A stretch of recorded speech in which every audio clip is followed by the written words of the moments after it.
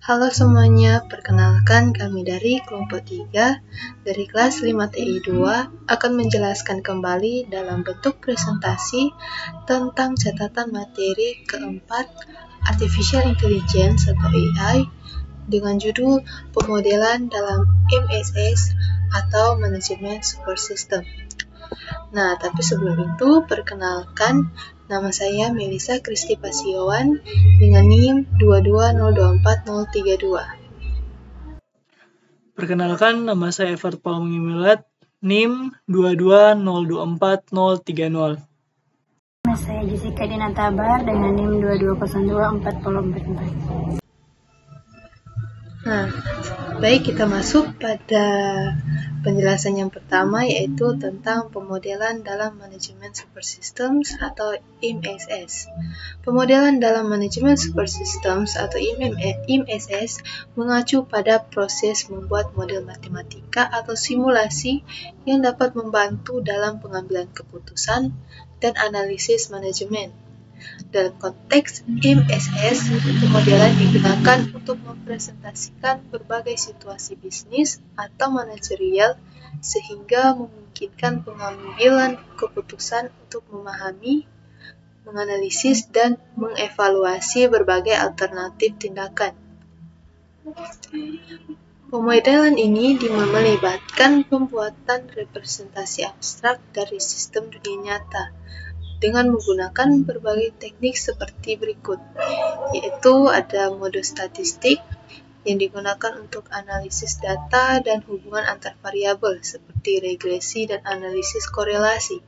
Kedua, ada model finansial, yaitu memprediksi pendapatan, pengeluaran, dan pertumbuhan finansial di masa depan.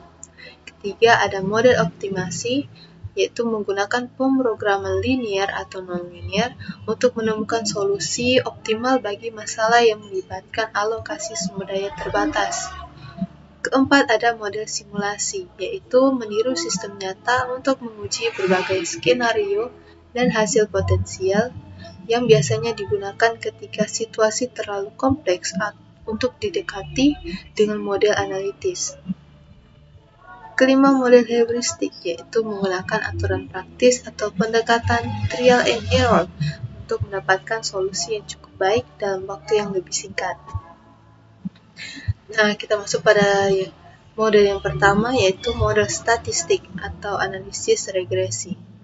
Model statistik seperti analisis regresi digunakan dalam Decision Super Systems atau DSS untuk mengidentifikasi dan menganalisis hubungan antara variabel-variabel dalam suatu data. Model ini biasanya sudah terprogram sebelumnya dalam bentuk perangkat lunak pengembangan DSS yang memungkinkan pengguna untuk dengan mudah menggunakannya untuk membuat sebuah keputusan berdasarkan pola dan hubungan yang ditemukan dalam data. Analisis regresi secara khusus membantu memperkirakan nilai variabel dependen berdasarkan satu atau lebih variabel independen. Nah, contoh analisis regresi linear sederhana, yaitu misalkan kita ingin mengetahui hubungan antara jumlah jam belajar dan skor ujian siswa. Di sini kita mengumpulkan data dari beberapa siswa tentang berapa jam mereka belajar dan skor ujian mereka. Nah, data tersebut yaitu misalnya siswa A 2 jam belajar dengan skor 70, siswa B 3 jam belajar dengan skor 75, siswa C dengan 5 jam belajar dengan skor 85, dan seterusnya. Di sini kita dapat menggunakan analisis regresi linear sederhana untuk membuat model yang menggambarkan hubungan antara jam belajar atau sebagai variabel independen dan skor ujian sebagai variabel dependen. Nah, model ini dapat ditulis dalam bentuk persamaan linear, yaitu skor ujian sama dengan A tambah B dikali jam belajar, di mana A adalah intercept atau nilai skor ujian saat jam belajar, yaitu sama dengan 0.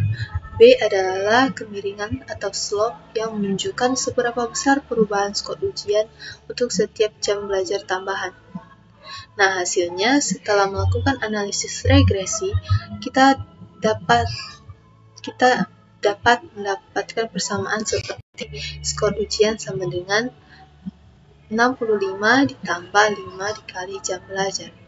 Ini berarti untuk setiap tambahan 1 jam belajar, skor ujian diperkirakan meningkat sebesar 5 poin dan skor dasar intercept adalah 65 ketika siswa tidak belajar sama sekali.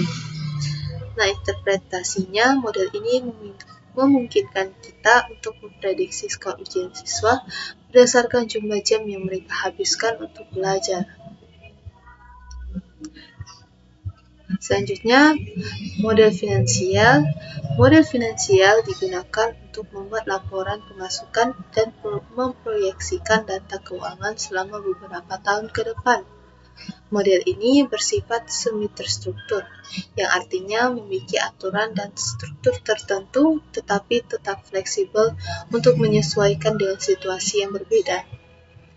Model ini ditulis menggunakan bahasa pemrograman khusus yang digunakan dalam Decision Support Systems atau DSS yang disebut IFPS atau Interactive Financial Planning System. IFPS memungkinkan pengguna untuk melakukan perencanaan dan analisis keuangan yang lebih kompleks dengan alat yang dirancang khusus. Nah, contoh model finansial yaitu contoh sebuah proyeksi laporan keuangan sederhana. Nah, di sini ada seorang manajer keuangan yang ingin memproyeksikan laporan pemasukan perusahaan untuk 3 tahun ke depan.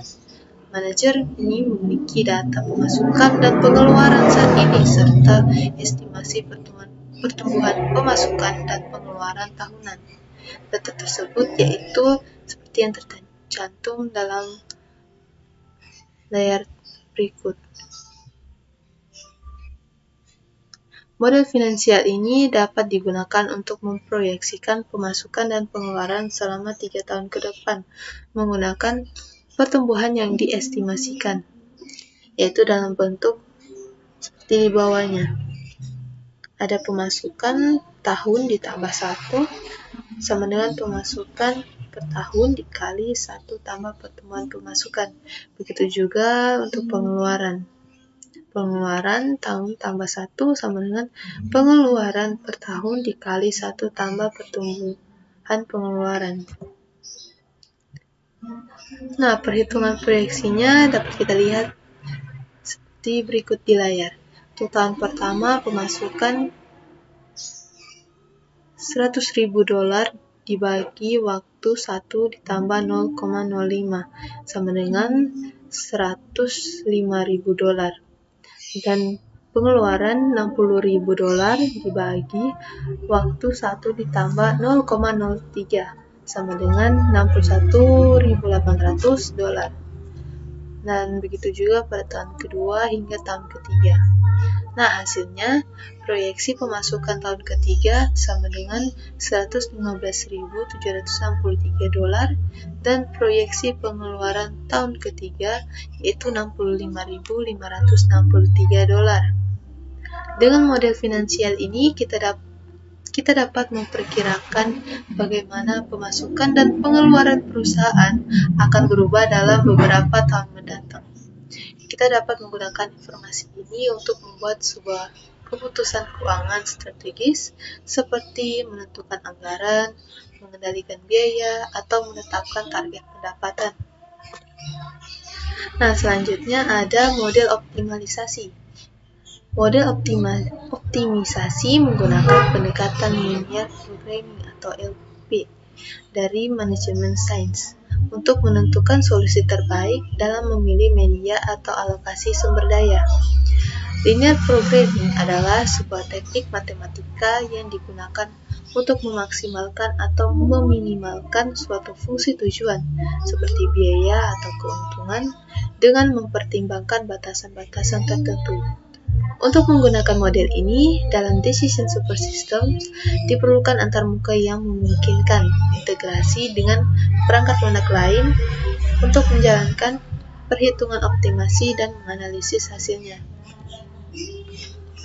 Nah, contoh mode optimalisasi adalah sebuah optimisasi anggaran iklan menggunakan linear programming, yaitu sebuah perusahaan ingin mengalokasikan anggaran iklannya sebesar $10.000 untuk dua jenis media iklan di surat kabar dan iklan di media sosial. Tujuan perusahaan adalah memaksimalkan jangkauan audiens.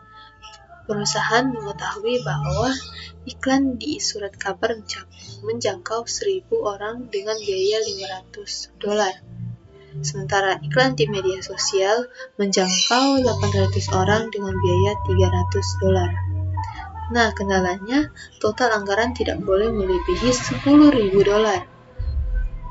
Kendala lainnya juga yaitu minimal harus ada satu iklan di setiap media. Nah, di sini kita ingin memaksimalkan jangkauan dengan menggunakan linear programming. Pertama, kita dapat definisikan variabel keputusan jadi X1 sama dengan jumlah iklan di surat kabar dan X2 sama dengan jumlah iklan di media sosial dengan tujuan memaksimalkan total jangkauan. Dengan rumus, di bawahnya ada rumus maximize Z sama dengan 1000 X1 tambah 800 X2. Nah, cara menghitungnya untuk batasan anggaran 500 X1 ditambah 300 X2 kurang dari sama dengan 10.000. Lalu, untuk menentukan minimal satu iklan di setiap media, rumusnya X1 lebih dari sama dengan 1 dan X2 lebih dari sama dengan 1. Dan X1 dan X2 harus berupa bilangan bulat. Nah, dengan menggunakan metode linear programming ini, kita dapat menemukan kombinasi optimal untuk X1 dan X2 yang memaksimalkan jangkauan audiens. Hasilnya, setelah menyelesaikan linear programming, kita mungkin mendapatkan hasil seperti X1 sama dengan 10 atau 10 iklan di surat kabar dan X2 sama dengan 20 atau 20 iklan di media sosial. Dengan solusi ini, perusahaan dapat memaksimalkan jangkauan audiens mereka. Interpretasi dengan model linear programming ini, perusahaan dapat membuat keputusan yang optimal tentang cara mengalokasikan anggaran iklan mereka untuk memaksimalkan jangkauan pasar. Model optimisasi ini sering digunakan dalam bisnis untuk masalah alokasi sumber daya yang kompleks. Nah, apa saja aspek dalam pemodelan? Yaitu yang pertama, identifikasi masalah dan analisis lingkungan adalah sebuah proses monitoring, scanning, dan interpretasi informasi diperlukan untuk memahami budaya organisasi dan proses pengambilan keputusan, termasuk siapa yang membuat keputusan dan tingkat sentralisasinya. Semua pihak yang terlibat harus memiliki pemahaman yang sama terhadap masalah tersebut. Kedua, identifikasi variabel. Variabel keputusan, variabel hasil, variabel tidak dapat dikontrol, dan lain-lain. Ketiga, perkiraan atau forecasting. Perkiraan atau forecasting ini penting karena di SS umumnya didesain untuk menentukan apa yang terjadi di masa mendatang. Keempat, ada model, yaitu representasi sistem nyata untuk analisis atau prediksi. Dan kelima, ada manajemen model, yaitu proses mengelola penggunaan dan pemeliharaan model agar tetap efektif untuk pengambilan keputusan. Nah, di sini ada tabel berbagai jenis model, yaitu ada kategori yang pertama, optimalisasi masalah dengan sedikit alternatif dengan proses dan tujuan menentukan solusi terbaik dari sejumlah kecil alternatif. Lalu teknik-teknik representatifnya yaitu tabel keputusan atau pohon keputusan. Kategori kedua ada optimalisasi via algoritma, yaitu dengan tujuan menemukan solusi terbaik dari sejumlah besar alternatif dengan menggunakan proses pendekatan langkah demi langkah. Teknik-teknik representatifnya yaitu berupa model pemrograman matematika seperti linear dan lainnya, atau model jaringan. Ketiga, ada optimalisasi via rumusan analitik. Tujuannya menemukan solusi terbaik dalam satu langkah dengan menggunakan satu rumus. Tekniknya menggunakan beberapa model inventory, dan seterusnya pada simulasi, heuristik, model-model prediktif, dan model lainnya. Nah, pada model statis dan dinamis, analisis statis merupakan sebuah model statis yang mengambil satu kejadian saja dalam suatu situasi. Selama kejadian tersebut semuanya terjadi dalam satu interval, baik waktunya sebentar atau lama, diasumsikan adanya stabilitas di sini. Contoh, pendapatan triwulan atau tahunan, atau keputusan mengenai membuat sendiri atau membeli satu produk. Kedua, ada analisis dinamis, yaitu sebuah model dinamis digunakan untuk mengevaluasi skenario yang berubah tiap saat. Model ini tergantung pada waktu dan dapat menunjukkan tren dan pola pada waktu tertentu. Contohnya, proyeksi rugi laba 5 tahun. Lalu di mana data input seperti biaya, harga, dan kuantitas berubah dari tahun ke tahun. Oke, selanjutnya kepastian, ketidakpastian, dan resiko. Pengetahuan diklasifikasikan menjadi 3 kategori. Yang pertama kepastian, yang kedua ketidakpastian, dan yang ketiga adalah resiko. Proses pengambilan keputusan melibatkan evaluasi dan perbandingan alternatif, serta memprediksi hasil dari setiap alternatif.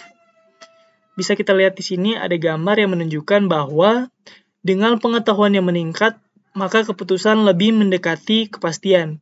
Sedangkan pengetahuan yang berkurang akan membuat keputusan bergerak ke arah ketidakpastian. Selanjutnya, diagram pengaruh. Representasi grafi dari sebuah model yang digunakan untuk membantu mendesain, mengembangkan, dan memahami model. Nah, variabel dihubungkan dengan anak panah yang mengindikasikan pengaruh. Misalnya untuk pasti, jumlah stok di toko mempengaruhi minat pembelian. Untuk ketidakpastian, harga mempengaruhi penjualan. Kemudian untuk resiko, misalnya permintaan mempengaruhi penjualan. Kemudian di sini ada model laba. Laba sama dengan pendapatan dikurang pengeluaran. Pendapatan sama dengan unit terjual dikali unit harga. Lalu unit terjual sama dengan 0,5 dikali jumlah yang digunakan dalam iklan. Kemudian pengeluaran sama dengan unit cost dikali unit terjual ditambah biaya tetap.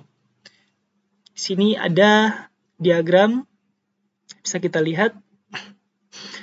Selanjutnya, analisis keputusan dengan sedikit alternatif. Tabel keputusan merupakan cara yang paling mudah untuk mengorganisasikan informasi dalam sebuah cara yang sistematis. Contohnya, memaksimalkan hasil investasi setelah 1 tahun.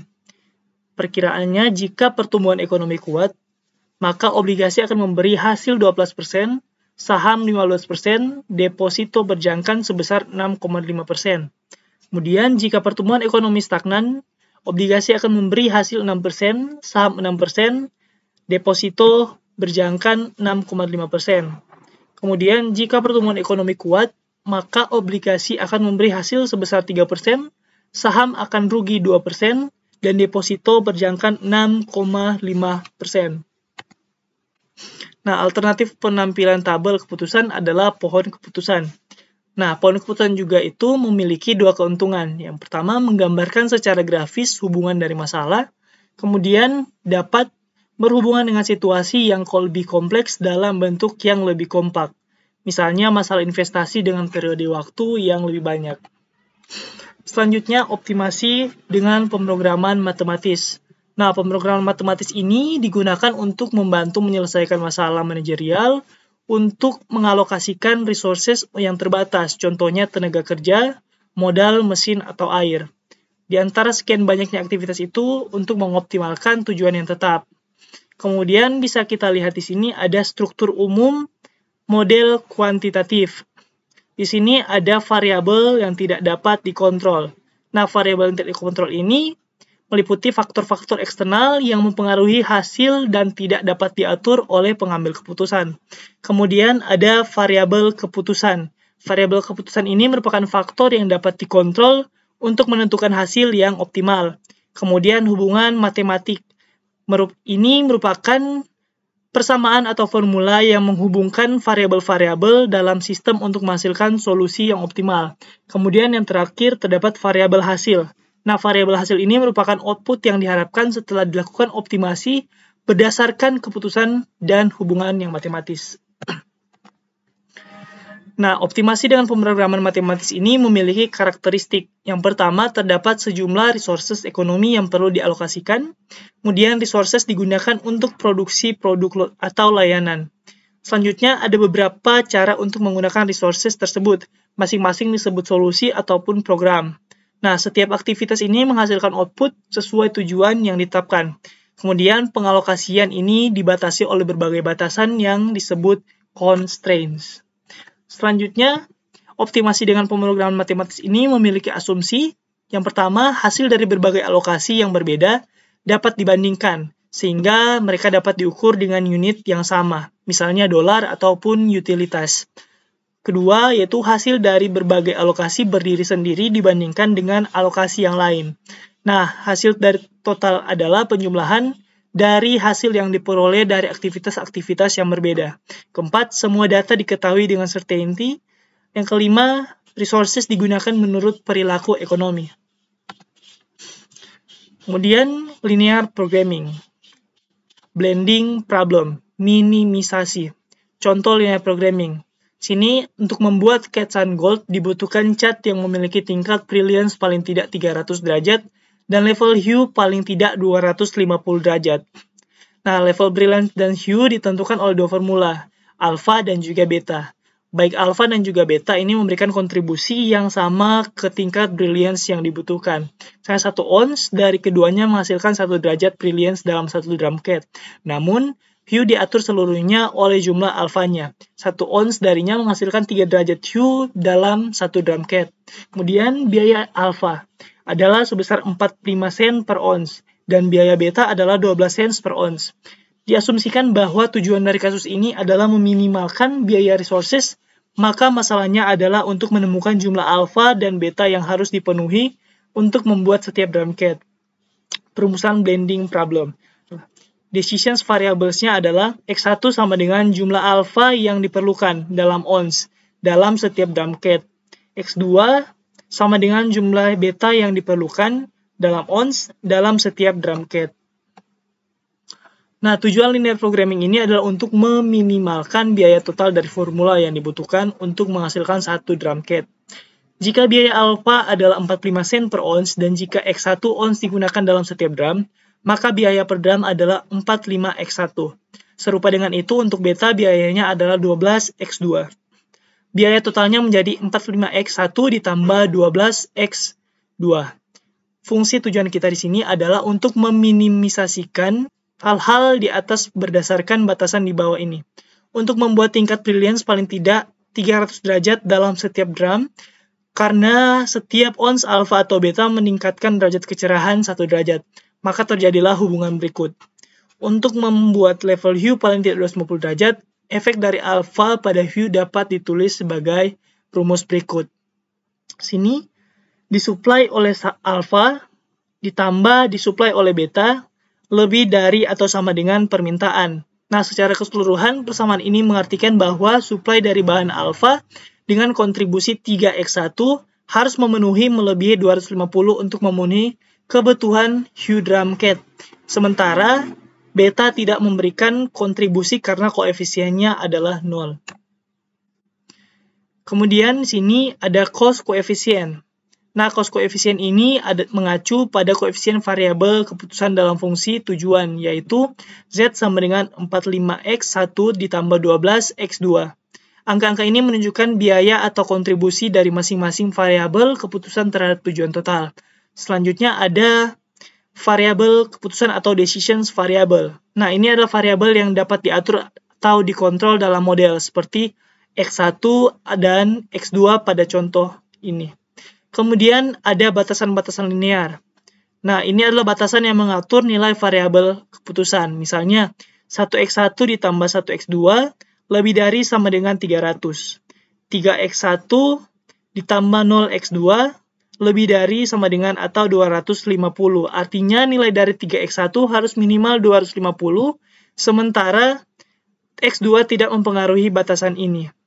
Selanjutnya ada input-output koefisien dan capacities or requirements. Nah, ini adalah bagian dari batasan yang mengacu pada hubungan antara input dan output dalam model serta kapasitas atau kebutuhan yang harus dipenuhi oleh variabel-variabel tersebut.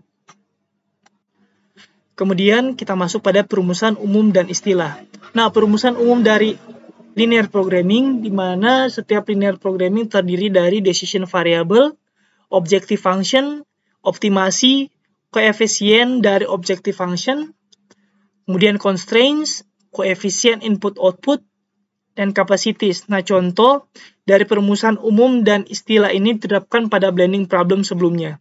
Temukan X1 dan X2 yang akan meminimalisasikan nilai dari fungsi tujuan linear.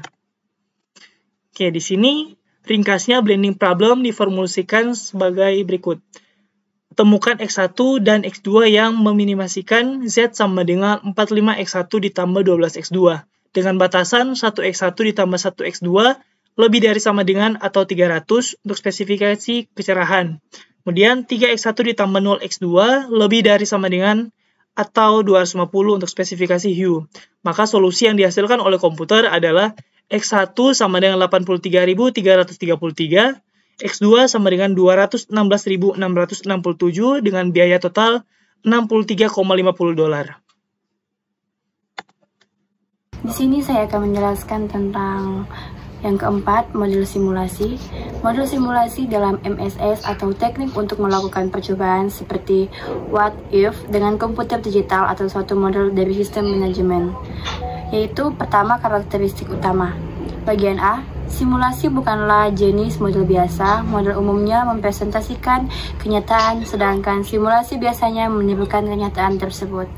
Yang bagian kedua B, simulasi adalah teknik untuk melaksanakan percobaan. Artinya simulasi melibatkan testing pada nilai-nilai tertentu dari decision atau unquotable variables dan ada pada model dan mengamati akibatnya pada variabel output.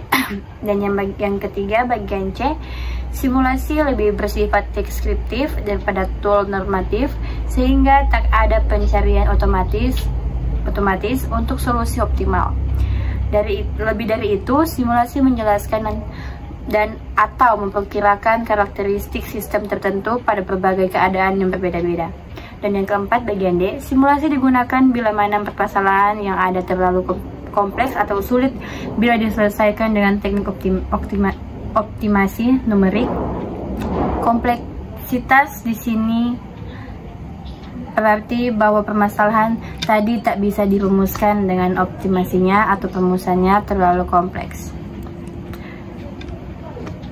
Dan ada juga model simulasi. Keuntungan simulasi yang pertama, teori simulasi relatif mudah dan bisa langsung diterapkan. Yang kedua, model simulasi mudah untuk menggabungkan berbagai hubungan dasar dan ketergantungannya. Yang ketiga, simulasi lebih bersifat deskriptif daripada normatif. Ini mengizinkan manajer untuk menanyakan jenis pertanyaan what if sehingga manajer yang memiliki pendekatan trial and error dalam menyelesaikan masalah dapat melakukannya lebih cepat dan murah. Dengan resiko yang lebih kecil menggunakan bantuan simulasi dan komputer. Dan yang keempat, model simulasi yang akurat membutuhkan knowledge yang dalam dari suatu masalah yang memaksa MSS builder untuk selalu berkomunikasi dengan manajer. Dan yang terakhir, model simulasi dibangun berdasarkan perspektif manajer dan berada dalam struktur keputusannya. Keuntungan simulasi. Kerugian simulasi. Yang pertama, tak menjamin solusi yang optimal. Yang kedua, membangun model simulasi seringkali memakan waktu lama dan membutuhkan biaya. Yang ketiga, solusi dan inferensi dari suatu kasus simulasi biasanya tak bisa ditransfer ke permasalahan yang lain.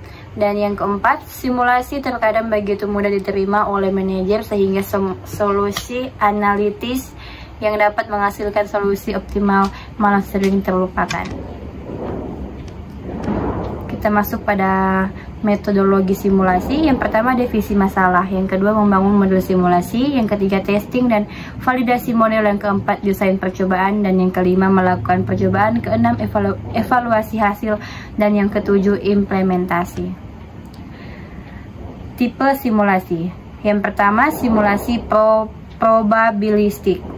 Simulasi probabilistik melibatkan satu atau lebih variabel independennya, atau misalnya kebutuhan dalam masalah, inventory, dalam bersifat probabilistik dan mengandung bilangan acak. Dalam simulasi ini, distribusi probabilitas tertentu digunakan untuk memodelkan variabel tersebut. Dua jenis distribusi yang dikenal dalam distribusi diskrit dan distribusi kontinu.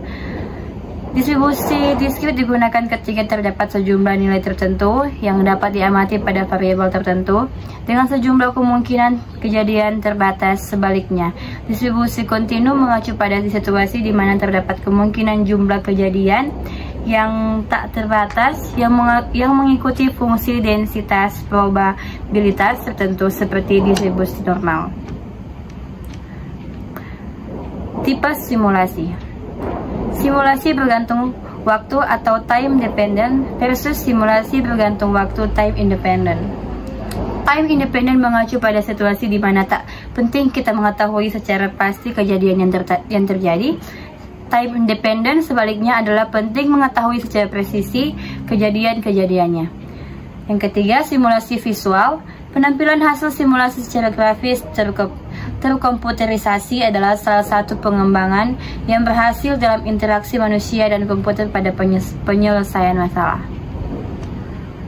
Percobaan dalam simulasi atau probabilistik.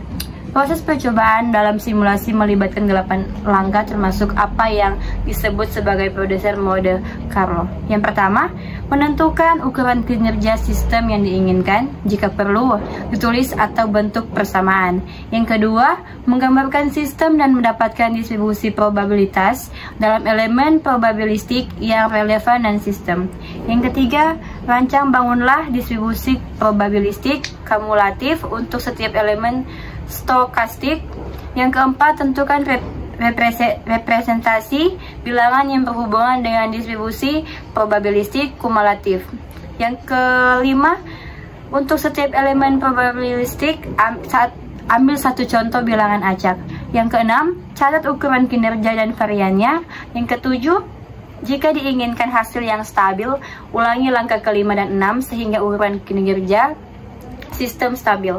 Dan yang ke-8, ulangi langkah 5 dan 7 untuk berbagai alternatif, berikan nilai ukuran kinerjanya dan confidence intervalnya berdasarkan alternatif yang diinginkan.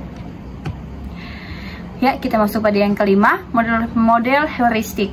Model heuristik adalah pendekatan cepat untuk menyelesaikan masalah kompleks menggunakan aturan sederhana atau rules of thumb tanpa harus menghasilkan simulasi optimal. Di sini ada pemrograman heuristik, pendekatan yang melibatkan rule of thumb untuk menghasilkan solusi yang layak dan cukup baik pada berbagai masalah kompleks. Yang kedua, cukup baik biasanya dalam jangkauannya 90% hingga 9,99% dari solusi optimal sebenarnya. Yang selanjutnya, metodologi heuristik. Pendekatan logika heuristik melibatkan hal-hal berikut.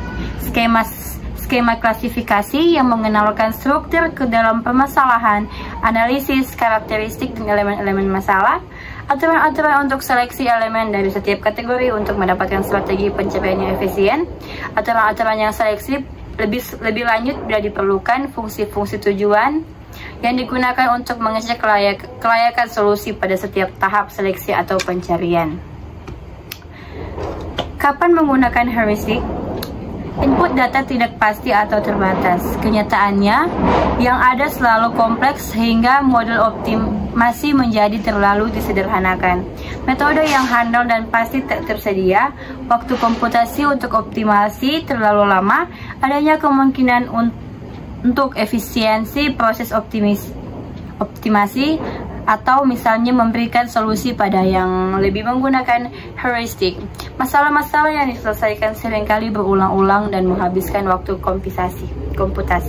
Permasalahan yang kompleks yang tidak ekonomis untuk optimisi atau memakan waktu terlalu lama dan heuristik dapat meningkatkan solusi yang tak terkomputerisasi di saat pemrosesan simbolik lebih banyak dilibatkan daripada pemrosesan numerik.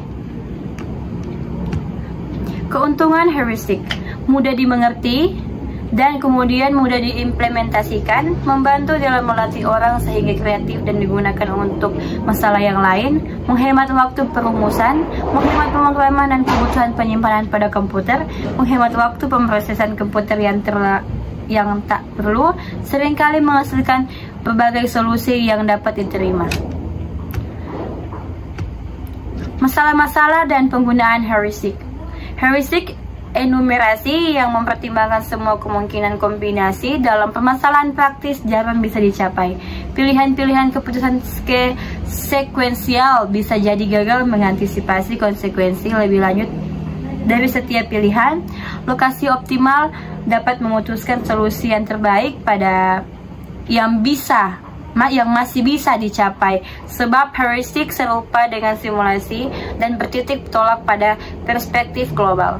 Saling ketergantungan pada satu bagian dari sistem terkadang memberikan pengaruh berarti. Ya, terakhir kesimpulan. Model memainkan peran utama dalam DSS dengan jenis statis atau dinamis dan digunakan dalam analisis kondisi certainty, resiko atau uncertainty, pengembangan matematis terutama linear programming adalah alat dasar untuk optimasi dengan fokus pada objektif, function, decision, and variable, dan constraint. Simulasi yang sering digunakan dalam decision support system untuk eksperimen dengan model kompleks dapat menangani situasi yang sulit dipecahkan oleh pemrograman heuristik. Melengkapi pendekatan ini dengan menggunakan aturan sederhana atau rule of thumb untuk menyelesaikan. Ya, sampai di sini penjelasan kami disampaikan. Terima kasih banyak dan